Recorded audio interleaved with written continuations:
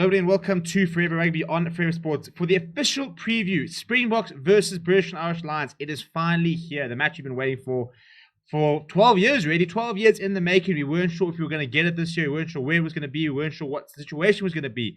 But we do have Springboks versus British and Irish Lions tomorrow in Cape Town. The first of the 3-match test series. All 3 tests will be taking place down at the Cape Town Stadium, which should make things even more interesting.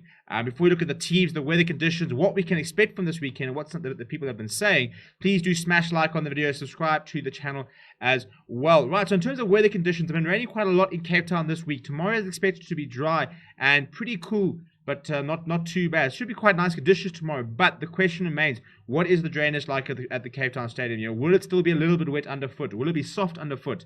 Will it be holding firm with the scrums and stuff like that tomorrow, or are we going to struggle a little bit in terms of scrums, in terms of up and unders? Is it going to be a bit wet? Is there going to be dew in the field in the evening? What will the conditions be, and what will that sort of mean for the game? Because I think if you look at the two sides, they're set up pretty differently. I think you've got a very physical starting pack for the British and Irish Lions.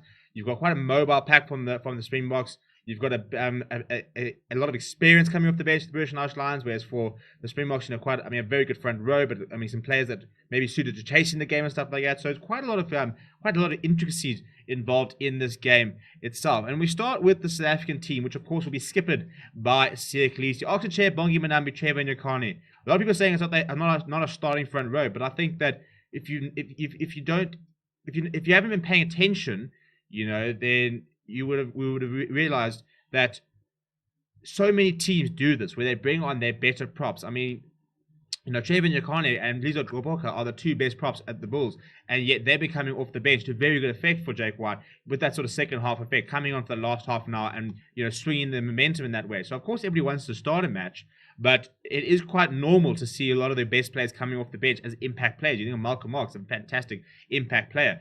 But even Etzebeth Franco Master, that was pretty predicted. Quite a lot of questions about Lourdes Diaga's fitness, who is named on the bench.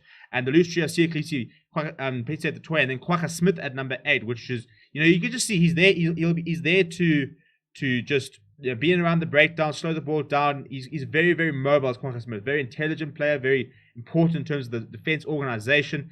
And I think that if the Springboks are to win tomorrow night, I think he will have a big part in that. I think he's a very, very important player. He's very highly rated by Rassie Erasmus and Jock Nienaber. I think he'll have a very big job tomorrow.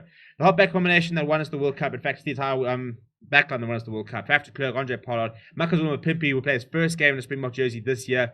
Tomorrow, he's partnered with Colby on the other side. Billy Louis at fullback, and your centers are Damien De Alendi and Lakanya who will put in a masterclass last week at 13. I think the important things are the leaders on the field. Your Pollards, your Kanya your Siya Kolisis. Those players need to stand tall tomorrow. Even Villaluru at the back, and need to make sure that they're making the right decisions and sort of guiding their side over. If you look at the bench, Malcolm Marx, Steven Kitshoff, Vasbal Herber, big physical boys that can come on in the second half and swing momentum. They're really, really good operators there, especially Kitshoff and Mal Herber. Very good at scrum time. And I think that's what they're probably hoping for, is a really good impact off the bench. And then you've got Lourdes Diaga, lots of questions about his fitness, and then Reinhard Alstad, who I think's versatility has probably carried him through.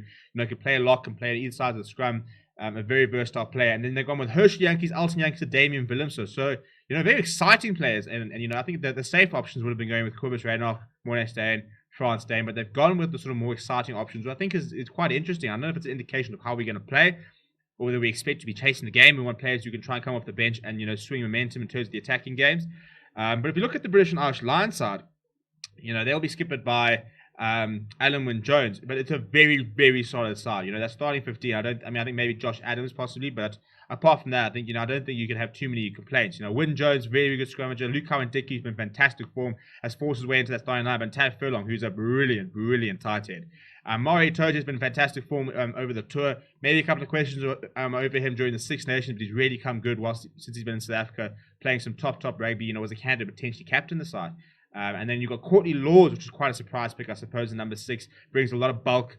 He's been used by quite a lot at Warren Gatton. He's played on the flank a couple of times, so he's not new to that position at all. But, to get the nod ahead against Tag Byrne just shows you that they're going for the physicality that he offers. Tom Curry ahead of Hamish Watson is an interesting pick, and then Jack Coden, I think, has played his way into that starting lineup. And Telepa Falatau, who I think was probably had the front run to that number 8 position, just hasn't played well enough to warrant his position.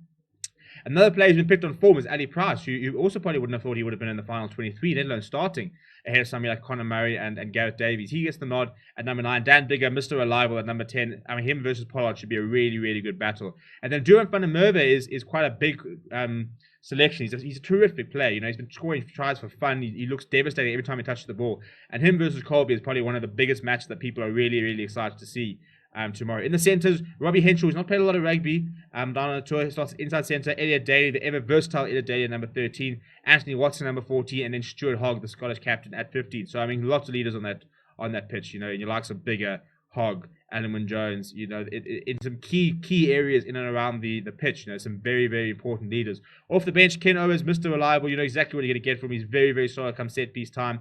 Does his job very well. You've got Rory Sutherland, you've got Carl Sinclair, who's out there to prove a point. And then Tat Bird, Hamish Watson, who have arguably been two of the best players on tour.